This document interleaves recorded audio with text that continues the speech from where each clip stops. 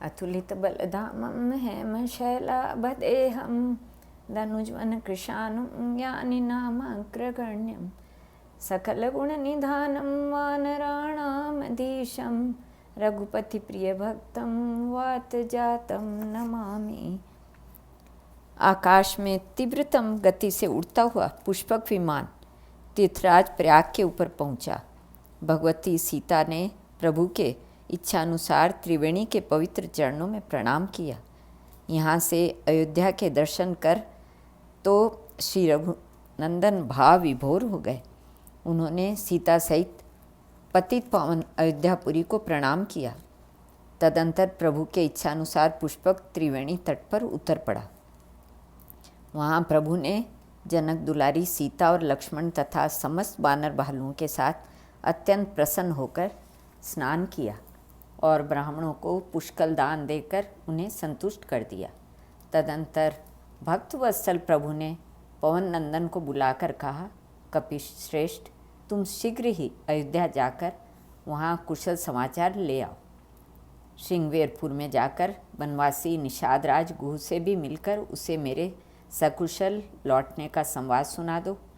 यह मेरा मित्र है, वह मेरा मित्र है। वन से मेरे कुशल पूर्वक लौटने के समाचार से उसे बड़ी प्रसन्नता होगी। उससे तुम्हें भाई भरत का भी समाचार मिल जाएगा।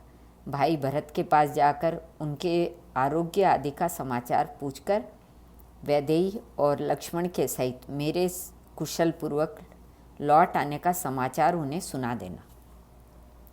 उनकी मुख मुद्रा और चेष्टाओं का भी ध्यान रखना। यदि किसी प्रकार उनके मन में राज्य सुख की तनिक भी कामना लक्षित हो तो वे निश्चिंतापूर्वक भूमंडल का राज्य करें। ऐसी स्थिति में मैं कहीं अन्यत्र रहकर तपोमय जीवन व्यतीत करूँगा। प्रत्येक रीति से मुझे भरत का ही सुख अभिष्ट है। उनसे मिलकर तुम यथाशीघ्र लौट आओ।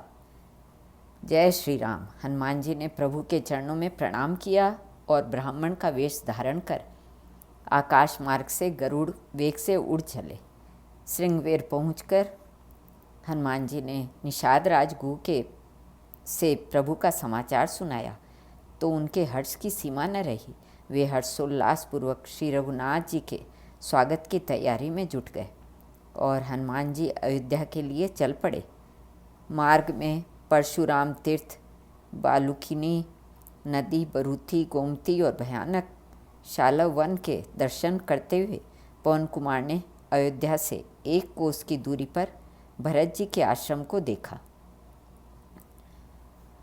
रघुकुल तिलक श्री राम की पादुकाओं के सम्मुख कुशासन पर बैठे भरत जी उन्हीं की स्मृति में विकल विहल हो रहे थे। उनके नेत्रों से अश्रुपात हो रहा था। अधरों से वे प्रभु के पावनतम राम नाम का जप कर रहे थे। उसी समय ब्राह्मण वेशधारी हनुमान जी वहाँ पहुँच गए। अपने परम प्रभु नवनिरध वपु श्री राम की प्रीति मूर्ति भरत की वीर व्यथा देखकर पवनपुत्र की प्रसन्नता की सीमा न रही। उन्होंने हाथ जोड़कर अत्यंत नम्रतापूर्वक मधुर वाणी में भरत जी से कहा, प्रभु, आप जिस दंडकारण्यवासी तपोनिष्ठ भगवान श्री राम अहर्निश चिंतन करते हैं तथा जिनके लिए अत्यंत व्याकुल हो रहे हैं, वे कुकुत्स नंदन श्री राम अपने शत्रु रावण को मारकर अपनी प्रिया वैदेही, भाई लक्ष्मण तथा अपने मित्र बानर भालुओं के साथ कुशल पूर्वक आपसे मिलने के लिए अधीर होकर आ रहे हैं।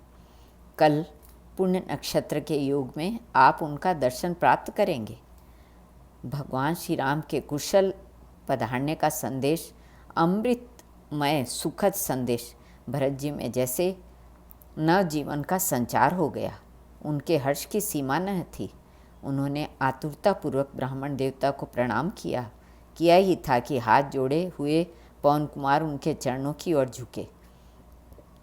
भरत जी ने उनसे अत्यंत प्रेम पूर्वक पूछा, मुझे अतिशय आनंद प्रदान करने वाला संदेश सुनाने वाले आप कौन हैं? आप कहाँ से पधारे हैं? प्रभु, मैं भगवान श्री राम का दास पवनपुत्र हनुमान हूँ। प्रभु ने मुझे आपका कुशल समाचार जानने और अपनी कुशलता का समाज सुनाने के लिए आपकी सेवा में भेजा है। हनुमान जी का उत्तर सुनते ही भरत जी ने उन्हें अत्यंत प्रेम से हृदय से लगा लिया। भरत जी ने नेत्रों से वेगपूर्वक आंसू बहने लगे। उन्होंने अंजना नंदन के शरीर पर हाथ फेरते हुए गदगद कंठ से कहा, हनुमान, आज तुम्हें देखकर मेरा सारा दुख दूर हो गया।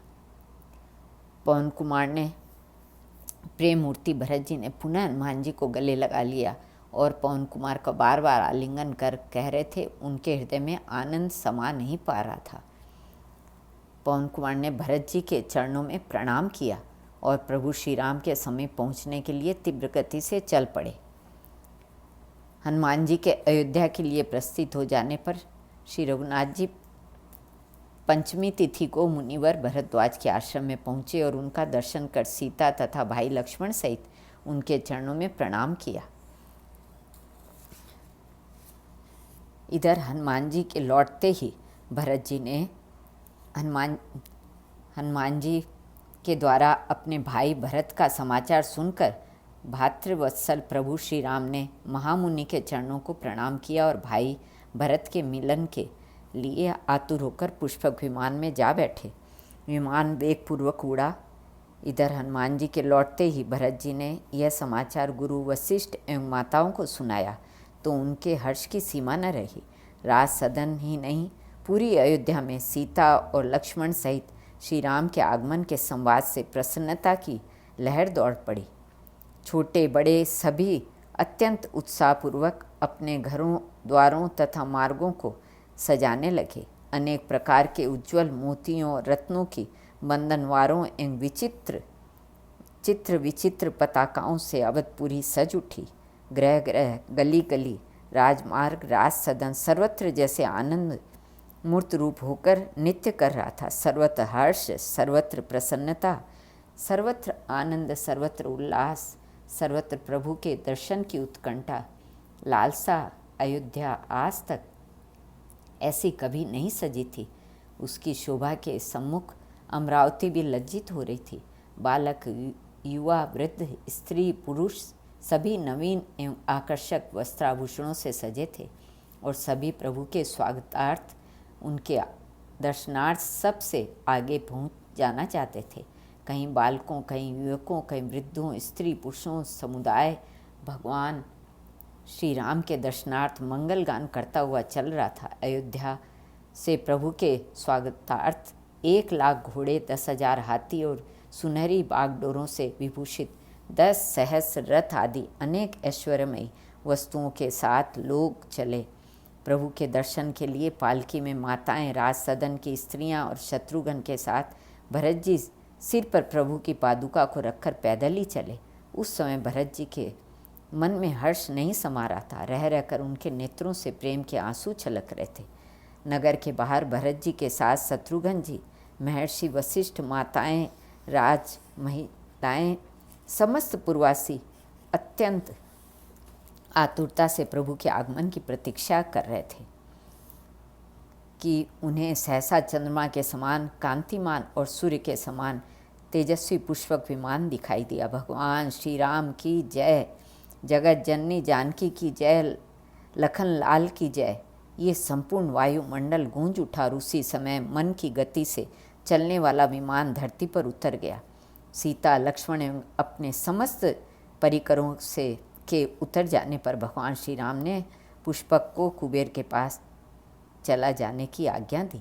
भगवान श्री राम ने अपने सम्मुख वामदेव, वशिष्ठ आदि श्रेष्ठ मुनियों को देखा और अपना धनुष बाण पृथ्वी पर रख दिया और लक्ष्मण सहित दौड़कर गुरु के चरणों में अत्यंत आदरपूर्वक प्रणाम किया। वशिष्ठ जी ने श्री राम और लक्ष्मण को उठाकर अपने हृदय से लगा लिया और उन्हें अनेक प्रकार के आशीर्वाद देने लगे। इसके बाद धर्ममूर्ति श्री राम ने समस्त ब्राह्मणों को आदरपूर्वक प्रणाम कर उनका आशीर्वाद प्राप्त किया।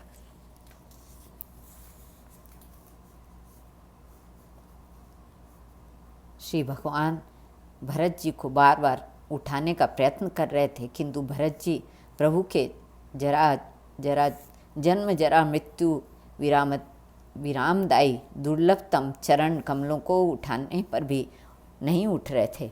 भक्तवत्सल प्रभु श्री राम ने उन्हें बरबस उठाकर हृदय से लगा लिया।